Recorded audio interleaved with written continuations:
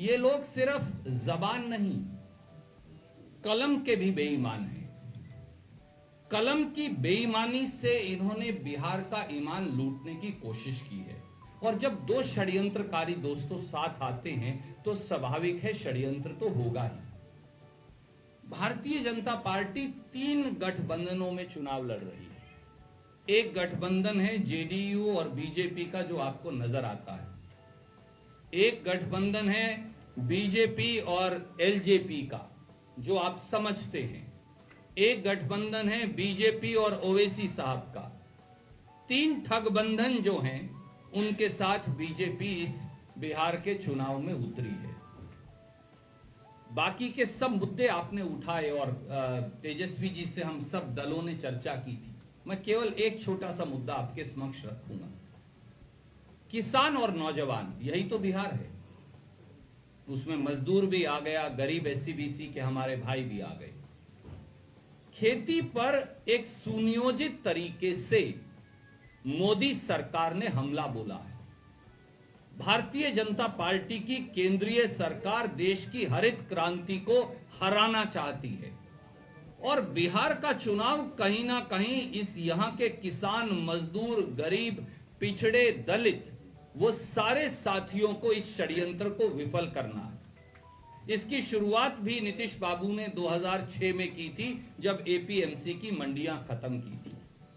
क्या मोदी जी और नीतीश बाबू ये बताएंगे कि अगर सारी मंडियां खत्म हो जाएं, अगर कुछ रहे ही ना, तो किसान को एमएसपी यानी न्यूनतम समर्थन मूल्य कैसे मिलेगा, कौन देगा और कहां देगा?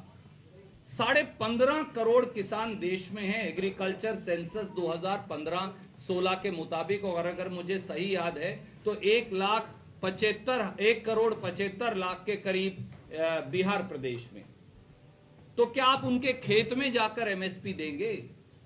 एफसीआई तो 42,000 देश की मंडियों में एमएसपी नहीं दे पाती, तो खेत में कैसे देंगे? इसीलिए आपने वादा किया है कि जिस दिन हमारी सरकार बनेगी, पहले विधानसभा के सत्र में इन तीनों कृषि विरोधी काले कानूनों को खत्म करने का कानून पारित तेजस्वी जी के नेतृत्व में हमारी महागठबंधन की सरकार करेगी और किसान को गुलामी की इस बेड़ियों से जो भाजपा ने डाली हैं, उनसे आजादी दिलवाएंगे। पहली कलम से मंत्रिमंडल में नौजवान की और विधानसभा के पहले सत्र में किसान को इन बेड़ियों से मुक्त करवाएंगे। धन्यवाद। Comrade Shashi, CBI ML liberation. मंच पर उपस्थित तेजस्वी जी, सुरजेवाला जी और अन्य तमाम पार्टी के नेतागण, सबसे पहले इतना कैमरा चमक रहा है और इसमें एक चेहरा नहीं दिखाई दे रहा है कृष्ण मोहन शर्मा जी का, इससे मैं मर्माहत हूँ और उन्हें विनम्र श्रद्धांजलि के साथ मैं अपनी बात की शुरुआत करती हूँ।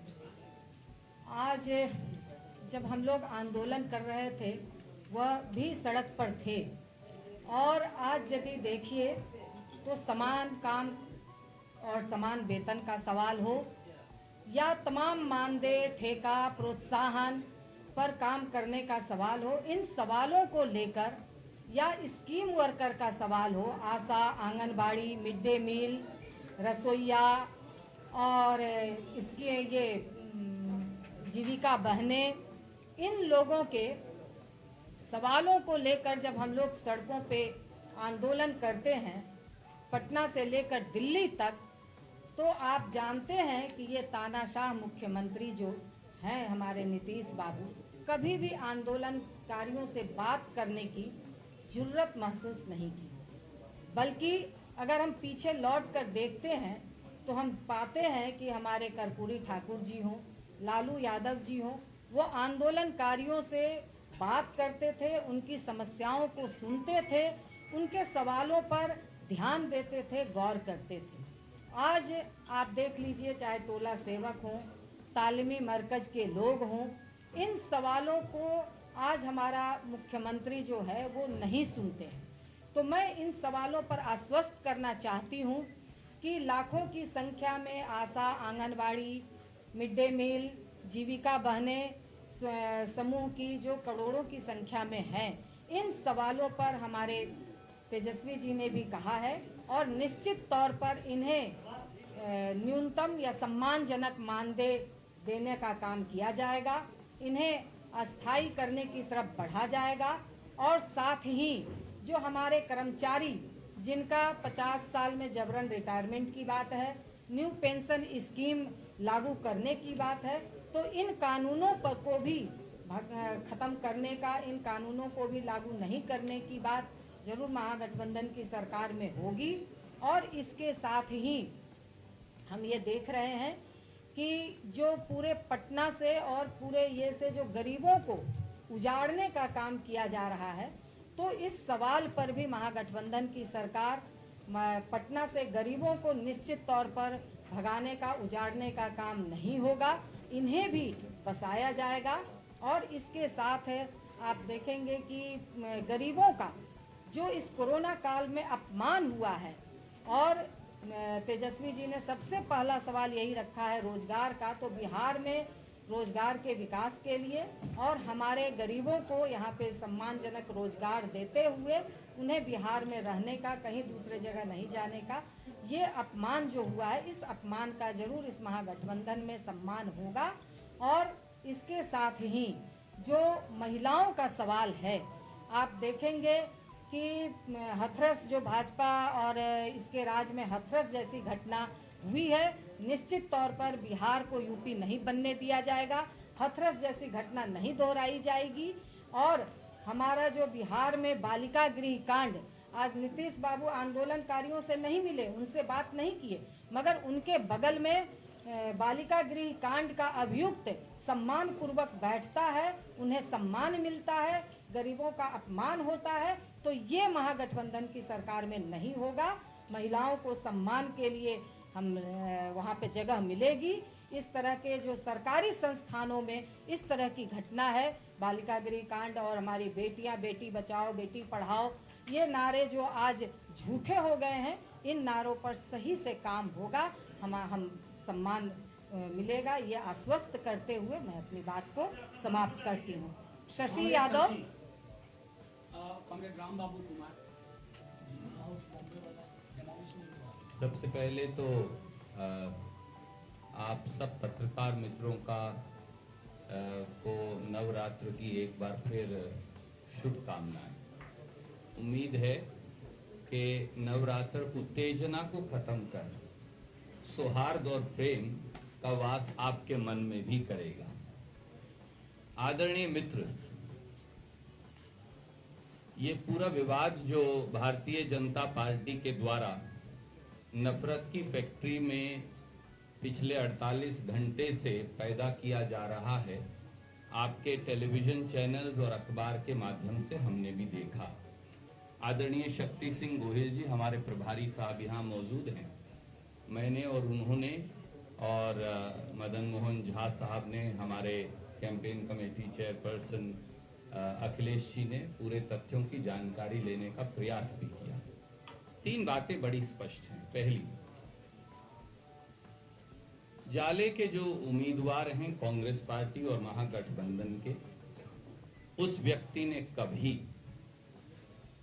जिन्ना की आइडियोलॉजी के साथ जुड़ाव नहीं किया। ये अपने आप में सरासर झूठ है।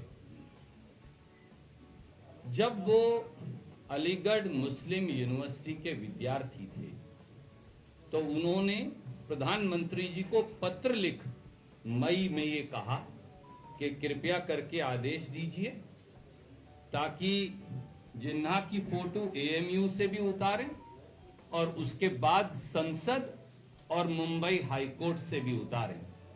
परंतु प्रधानमंत्री मोदी जी ने आज तक ना उस पत्र का जवाब दिया, ना कोई आदेश दिया। दूसरा, आदरणीय मित्र, जो लोग 10 लाख नौकरी पैदा करने से इस महागठबंधन को रोकना चाहते हैं, वो आपको भटका रहे हैं। जो किसान का मक्का 750 रुपए में बिकवा रहे हैं, वो आपको भटका रहे हैं। जो धान 1200 रुपए में बिकवाते हैं 1888 की बजाय, वो आपको भटका रहे हैं। जो हमारी आंगनवाड़ी बहनों को, उन सारे कर्मियों को जिनकी हमारी आदरणीय मित्र ने चर्चा की, उनकी रोजगार और रोटी छीन रहे हैं, वो आपको भटका रहे हैं। वरना एक बात तो बता दीजिए, जिन्हा की मजार पर तो माथा टेक कर भाजपा के अध्यक्ष वो कई बातें लिखकर आए थे, जिन्हें लालू यादव जी ने यहां गिरफ्तार किया था, पर भाजपा ने तो उसका जवाब कभी दिया नहीं। हमारे गुरदासपुर और उधमपुर में सेना और पुलिस के सिपाहियों को जिन्होंने उग्रवादियों ने मारा, उसके बाद दावत जन्मदिन की उड़ाकर आए मोदी जी बगैर बुलाए, और सवाल पाकिस्तान के बारे में हमसे पूछे जाएं। आदरणीय साथियों, पठानकोट एयरबेस उग्रवादी हमले के बाद मोदी जी और अमित शाह जी आईएसआई को, जो उग्रवादियों की संरक्षक और पोषक है, उसे यहां जांच पर बुलाएं, वो भी हमारे सेना के हवाई अड्डे पर, और सवाल हमसे पूछे जाएं। अरे भैया, मौलाना मसूद अजहर लश्करे तोयबा के उग्रवादियों को हवाई जहाज में बिठाकर भारतीय जनता पार्टी की सरकार छुड़वा कर आए, और सवाल हमसे पूछे जाएं। दाऊद इब्राहिम की बीबी को मोदी सरकार मुंबई में आने की इजाजत देकर आए, और सवाल हमसे पूछे जाएं। भारतीय जनता पार्टी के मध्य प्रदेश के आईटी विभाग के प्रमुख हमारी सेना की मुखबरी आईएसआई के लिए करते पकड़े जाएं, और सवाल हमसे पूछे जाएं। इसलिए इस चुनाव को भटकाने की एक साजिश है। 10 लाख बिहारी युवाओं को रोजगार चाहिए या नहीं? बिहार का मक्का, धान और गेहूं खरीदी जानी चाहिए या नहीं? बिहार के गेहूं खरीद केंद्र 9000 से जो 1000 हो गए हैं, उन्हें वापस 15000 तेजस्वी जी के नेतृत्व में किया जाना चाहिए या नहीं? बिहार में यौन शोषण की जो घटनाएं हो रही हैं, उन पर नियंत्रण पाया जाना चाहिए या नहीं? सवाल ये हैं, सवाल वो नहीं है जो आपके टेलीविजन के माध्यम से भाजपा मैन्युफैक्चर करने का षड्यंत्र कर रही है। धन्यवाद। नहीं, आपका सवाल, एक तो मैंने शुरू में ही कहा था, साथियों डेली प्रेस कॉन्फ्रेंस में हम लोग मुलाकात करेंगे। थोड़ा बिहार पे थोड़ा रखिए, जो एक बिहार के भविष्य की बात है। साथी एक मिनट एक जवाब तो देने दीजिए। एक सवाल जब पूछा है, जो बातें फारूक अब्दुल्ला कह रहे हैं, नहीं मैं कह रहा हूँ, सुन लीजिए मेरी बात। पार्टी के नेता ने आरोप लगाया है कि मदन मोहन झा ने टिकट काट के ऊपर नहीं पहली मिश्रा ने आरोप लगाया है। रूपेन जी एक मिनट, एक सवाल का मैं उसका जवाब दे देता हूँ। सबसे पहले ये जान लीजिए कि जो कुछ भी फारूक अब्दुल्ला और लोग कहते हैं, पहली बात तो बिहार चुनाव से ताल्लुक नहीं है। बिहार में रोटी रोजगार की चर्चा होगी, और जो वो कह रहे हैं वो सदन में कम से कम 100 सदस्य बोल चुके हैं, तो कोई नई बात नहीं है। क्या आप लोग वेलकम करते हैं उसको सर? नहीं, सदन में जो कहा गया है, पार्लियामेंट्री प्रिविलेज भी कोई चीज होती है, पार्लियामेंट्री प्रिविलेज है कोई चीज। किसी और साथी को भी पूछने दीजिए, आप 5 सवाल पूछ चुके हैं।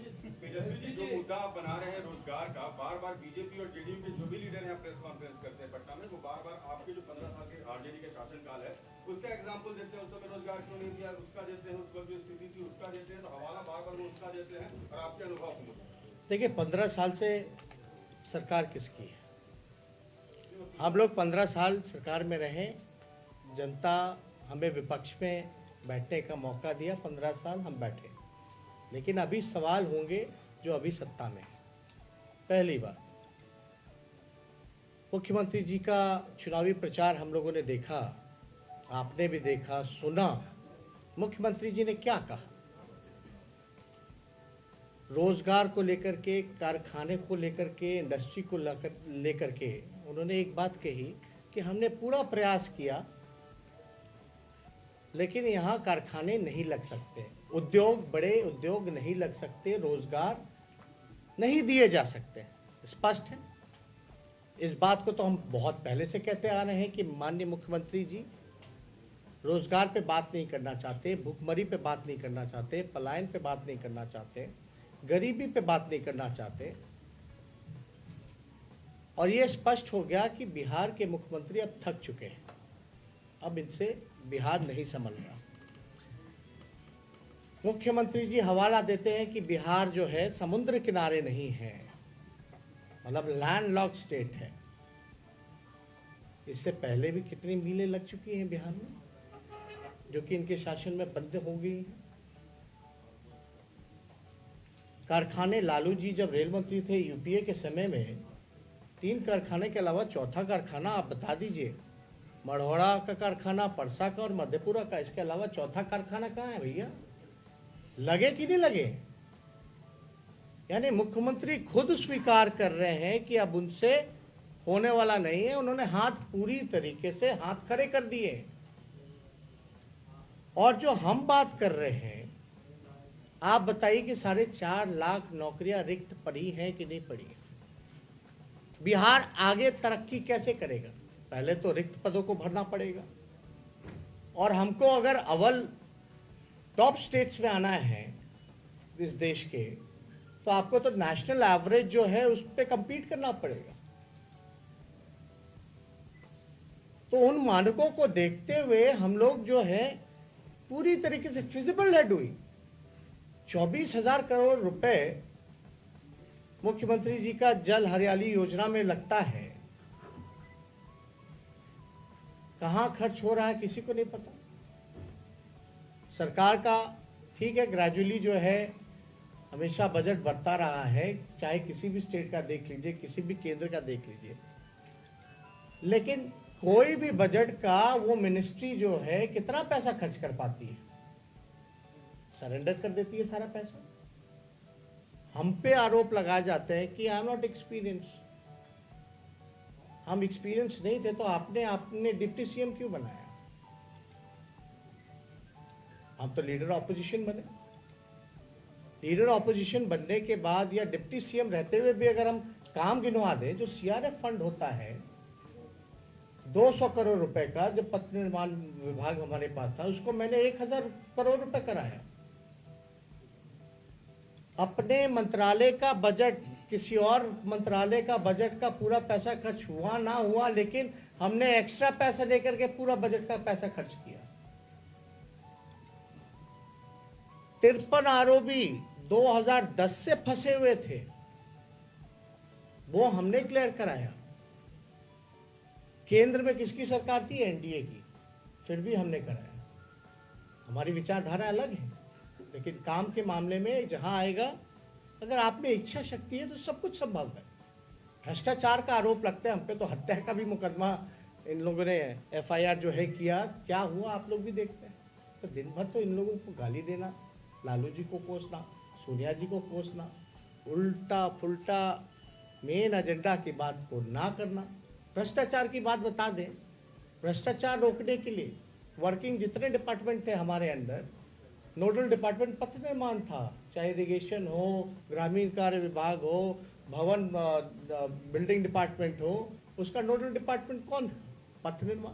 कई पत्रकार हैं जो कवर करते हैं, जानते होंगे ये। मंत्री के पास फाइल आता था ईओटी का, वेरिएशंस का, एस्टिमेट का। अब मंत्री थोड़ी ना तय करेगा कि कौन से बिल्डिंग में कितना छड़ लग रहा है, कितना सीमेंट लगेगा, किस कॉन्ट्रैक्टर को कितना टाइम एक्सटेंशन देना है। हमने कैबिनेट में प्रपोजल लेकर के गए और एक कमेटी बनाई प्रधान सचिव के नेतृत्व में। ये किस लिए? भ्रष्टाचार को रोकने के लिए। फिर भी आप देखिएगा, बिहार में पहला डबल डेकर फ्लाईओवर अगर बन रहा है छपड़ा में, तो वो किसकी बात?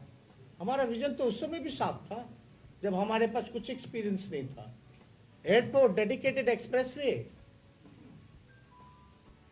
अब उस पर कोई बात नहीं करता। आप बड़े मेट्रो सिटीज में चले जाएं, जब आप एयरपोर्ट से निकलते हैं तो डेडिकेटेड एक्सप्रेसवे होता है। बैंगलोर हो, दिल्ली हो, बॉम्बे हो, हर जगह। तो आप लोगों ने कई हजार किलोमीटर सड़कें जो एसएच की थी उसको कन्वर्ट एनएच में भी करवाया। तो तो हमें जो जिम्मेदारी मिली हमने कोशिश की उसको ईमानदारी से निभाने की। कम उम्र भले ही है, हो सकता है नीतीश जी का जितना उम्र है, राजनीतिक जीवन रहा, उसके आधे उम्र के हम हैं, लेकिन इतने कम समय में 2015 से अब तक अनुभव हो चुका है। 31 साल का उम्र है, 26-27 साल में हम पे मुकदमा हो गया, देश की सबसे बड़ी एजेंसियां लगी। मैं पहला व्यक्ति हूं सदन में कहने वाला बिहार विधानसभा में कि मेरे ऊपर चार्जशीट करो, लेट हो रहा है। मैं पहला व्यक्ति हूं जब हत्या का आरोप लगता है मेरे ऊपर, मेरे भाई के ऊपर, कि भाई सीबीआई जांच दो, सीएम को चिट्ठी लिखता है। तो ये मेन एजेंडे से ये भटकाने की कोशिश की जा रही है। हमने पहले भी कहा था, कितना भी कोई भी प्रयास करेगा, नीतीश जी को, बीजेपी के लोगों को खींच के एजेंडे पे ही लाएंगे। बताएं नीतीश कुमार जी कितने नौजवानों को उन्होंने रोजगार दिया, बताएं नीतीश कुमार जी कितने कारखाने उन्होंने लगाए। अब जवाब क्या मिल रहा है? कोशिश किया। जो व्यक्ति 15 साल में गरीबी, भुखमरी, कारखाने, रोजगार नहीं दे सकता, रोजगार नहीं दिया, भुखमरी नहीं हटा सकता, पलायन नहीं रोक सकता, भ्रष्टाचार नहीं रोक सकता, वो अगला 5 साल में क्या करेगा? तो इसलिए अब हमारे पास, पहले हम लोग तो विजन के साथ आ रहे, यूनाइटेडली हम लोग, सब लोग, आज नवरात्र का दिन भी है, कलश स्थापना है, संकल्प हम लोगों ने लिया है, लेकिन बात को समझिए कि उनका क्या विजन है। अब उनको याद आ रहा है कि हर खेत जल सिंचाई की व्यवस्था कराएंगे। तो ये बिहार की जनता राजनीतिक रूप से, सामाजिक रूप से जागरूक है, सब कुछ समझ रहा है। आप बताइए, सुप्रीम कोर्ट ने ऑर्डर दिया था कि जितने मजदूर आए उनको रोजगार दो, क्या हुआ? कोई सवाल नीतीश जी से पूछा? नीतीश जी एयरपोर्ट जाते हैं, आंखों में चश्मा, पर्दा लगा लिया है, उनको मजदूर नहीं नजर आ रहे। जो 145 दिन तक गरीब मजदूरों को देखने तक नहीं गया, बाढ़ पीड़ितों से मिलने तक नहीं गया, उनको कोई अधिकार नहीं किसी और से सवाल पूछने का। 1500 किलोमीटर, 2000 किलोमीटर तक बिहार के लोग छाले पड़ गए, 2-2 महीने लग गए।